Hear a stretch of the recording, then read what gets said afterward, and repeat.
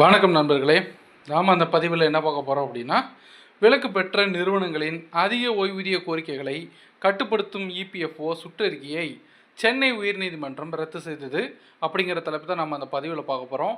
நீங்கள் நம்ம சேனலுக்கு இப்போ தான் புதுசாக வரீங்கன்னா நம்ம சேனலை மறக்காமல் சப்ஸ்கிரைப் பண்ணிக்கோங்க, பெல் ஐக்கானையும் ப்ரெஸ் பண்ணுங்கள். செப்டம்பர் 2ஆம் தேதி சென்னை உயர்நீதிமன்றத்தின் மதுரை கிளை ஜனவரி 18ஆம் தேதியிட்ட ஊழியர் வருங்கால வைப்பு நிதி அமைப்பு வெளியிட்ட சுற்றறிக்கையை ரத்து செய்தது.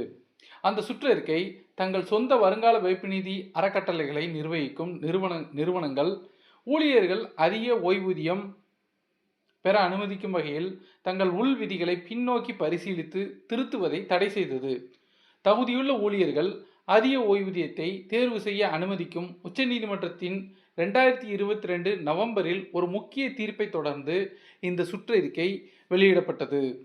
ஜனவரி 18 அன்று பிரதிவாதிகள் வெளியிட்ட சுற்றறிக்கை சுனில்குமார் வழக்கில் உச்சநீதிமன்றத்தின் தீர்ப்பை மீறுவதாக உள்ளது, எனவே அதை ரத்து செய்ய வேண்டியிருக்கும் என்று உயர்நீதிமன்றம் தனது தீர்ப்பில் குறிப்பிட்டது. உச்சநீதிமன்றத்தின் 2022 தீர்ப்பு செப்டம்பர் 1, 2014 வரை பணியில் இருந்த ஊழியர்கள் தங்கள் உண்மையான சம்பளத்தின் அடிப்படையில் ஓய்வூதியத்தை தேர்வு செய்ய அனுமதித்தது. சட்டப்பூர்வ ஊதிய உச்சவரம்பு 15,000 தாண்டியது. அவர்களின் முழு சம்பளத்தில் 8.33% ஓய்வூதிய நிதிக்கு பங்களிப்பதன் மூலம் செயல் பிஎஸ்பி ஓய்வூதியதாரர்கள் சங்கத்தின் செயலாளர் BN அகர்வால் பல விலக்கு பெற்ற நிறுவனங்களின் அறக்கட்டளை விதிகளில் நிர்ணயிக்கப்பட்ட ஊதிய உச்சவரம்பு போன்ற ஆதாரமற்ற தொழில்நுட்பங்களை மேற்கோள் காட்டி ஊழியர்கள் மற்றும் முதலாளிகள் சமர்ப்பித்த ஏராளமான கூட்டு விண்ணப்பங்களை இபிஎஃப்ஓ நிராகரித்ததை விமர்சித்தார். இந்த விலக்கு பெற்ற நிறுவனங்கள் இபிஎஃப் சட்டத்தின் கீழ் தங்கள் சொந்த பிஎஃப்களை நிர்வகிக்கின்றன. சுவாரஸ்யமாக, அத்தகைய உச்சவரம்பு இல்லாமல் பிற விலக்கு பெற்ற நிறுவனங்களின் கூட்டு விண்ணப்பங்கள் இபிஎஃப்ஓவால் ஏற்றுக்கொள்ளப்பட்டதாக கூறப்படுகிறது.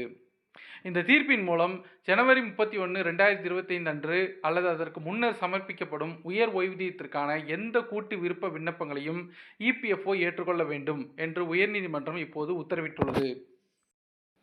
இபிஎஃப் திட்டத்தின் கீழ் உள்ள அறக்கட்டளை விதிகளை 1995ஆம் ஆண்டு ஊழியர் ஓய்வூதிய திட்டத்தின் கீழ் சலுகைகளை மறுப்பதற்கான காரணங்களாக பயன்படுத்த முடியாது என்று நீதிமன்றம் வலியுறுத்தியது.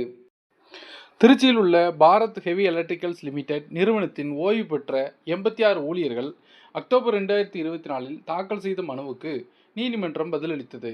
இந்த மனுதாரர்கள் இபிஎஃப்ஓவின் மார்ச் 21, 2024 அன்று பிறப்பித்த உத்தரவுகளை எதிர்த்து போராடினர். அந்த உத்தரவுகள் அதிக ஓய்வூதிய பலன்களுக்கு தகுதி பெறுவதற்கு தேவையான இபிஎஸ் பங்களிப்புகளை வட்டியுடன் செலுத்த வேண்டும் என்ற முந்தைய கோரிக்கை அறிவிப்புகளை ரத்து செய்தன. ஓய்வூதியர்கள் பிஎஃப் அறக்கட்டளை விதிகளில் பின்னோக்கி திருத்தங்களை தடை செய்யும் இபிஎஃப்ஓ சுற்றறிக்கைகளையும் எதிர்த்தனர். விலக்கு அளிக்கப்பட்ட நிறுவனங்கள் தங்கள் சொந்த அறக்கட்டளை விதிகளின் கீழ் இயங்குவதாகவும் ஊழியர்கள் அதிக ஓய்வூதியத்தை விட அதிக வருங்கால வைப்பு நிதி திரட்டலுக்கு முன்னுரிமை அளிக்க தானாக முன்வந்து தேர்வு செய்துள்ளதாகவும் இபிஎஃப்ஓ தனது பாதுகாப்பில் வாதிட்டது. இதுபோன்ற அதிக ஓய்வூதிய கொடுப்பனவுகளை அனுமதிப்பது இபிஎஃப்ஓ மீது நிதி நெருக்கடியை ஏற்படுத்தும் என்று அது கூறியது. இந்த வீடியோவை லைக் பண்ணுங்கள், ஷேர் பண்ணுங்கள். மறுபடியும் நம்ம அடுத்த வீடியோவில் சந்திப்போம். நன்றி, வணக்கம்.